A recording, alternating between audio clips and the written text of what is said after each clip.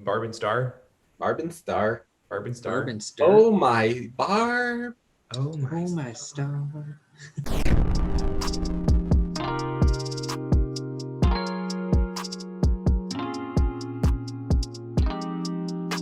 So first up is Barb and Star. Barb and Star. Barb and Barb and Star. Stir.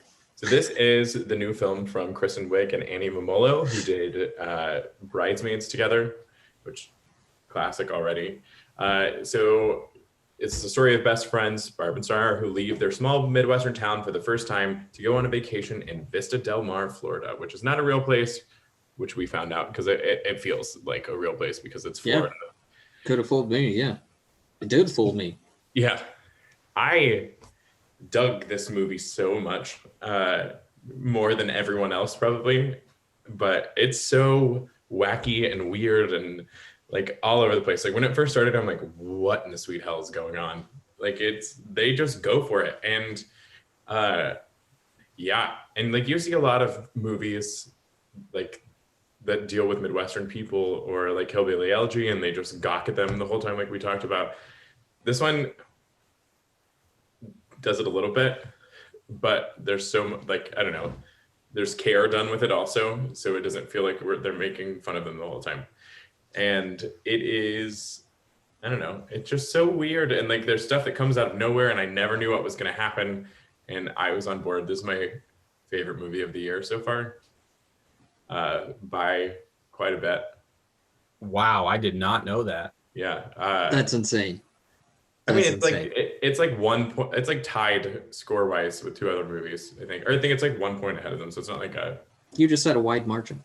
yeah, but like a wide happy margin. Like the other ones, Oh, okay. they're not happy movies.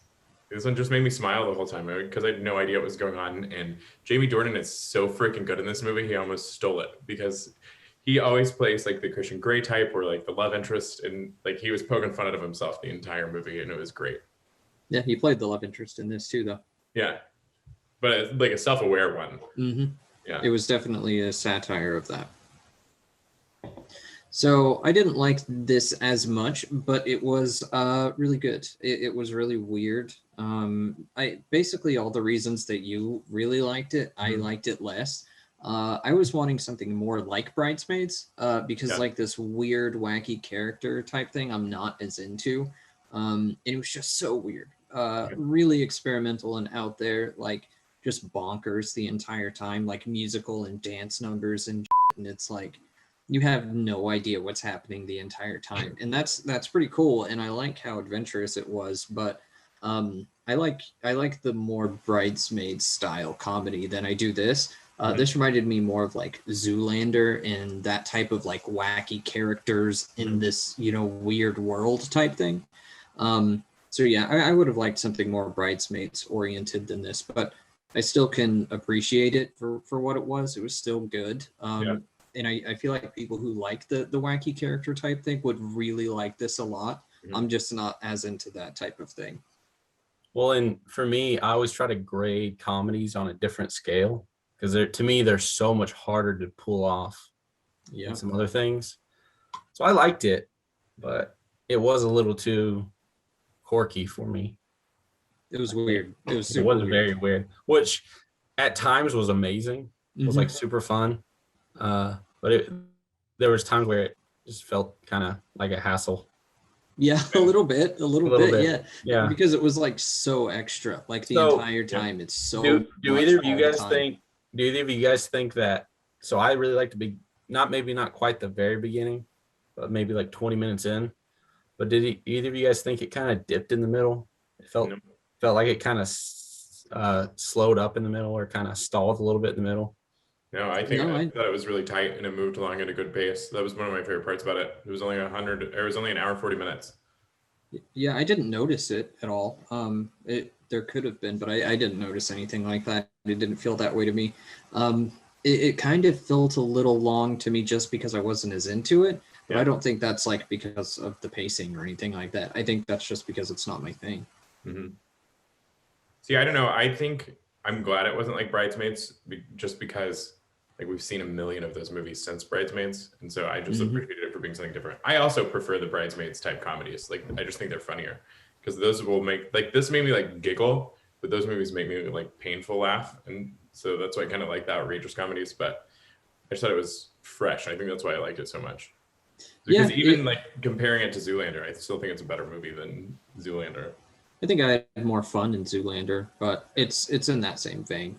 I mean, I would say this is a better movie, but yeah, I laughed more in Zoolander because I didn't really laugh in this.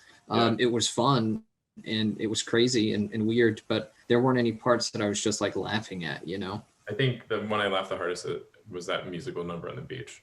that was so funny. All the musical numbers were so well done too that in itself was like a little bit hilarious because they were so well done. They were like really high quality, high production value, like giant dance numbers with songs. I'm just like, what is going on? They're out of nowhere. I did not know there was music in this movie. I did not either.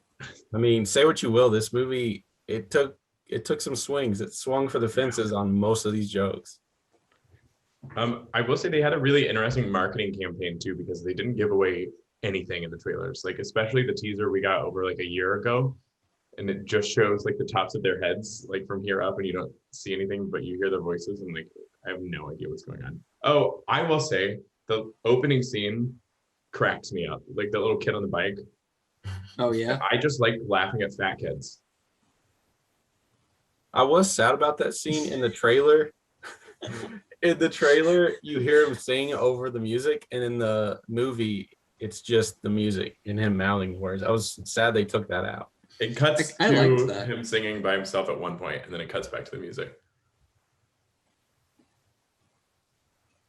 And how can you make fun of fat kids? We were fat kids. That's why it's funny. Yeah.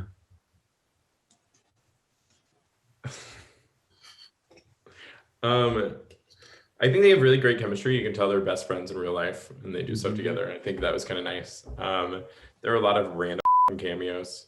Yeah, a ton, like an unbelievable amount. I was like, there's so many people in this movie. It's crazy.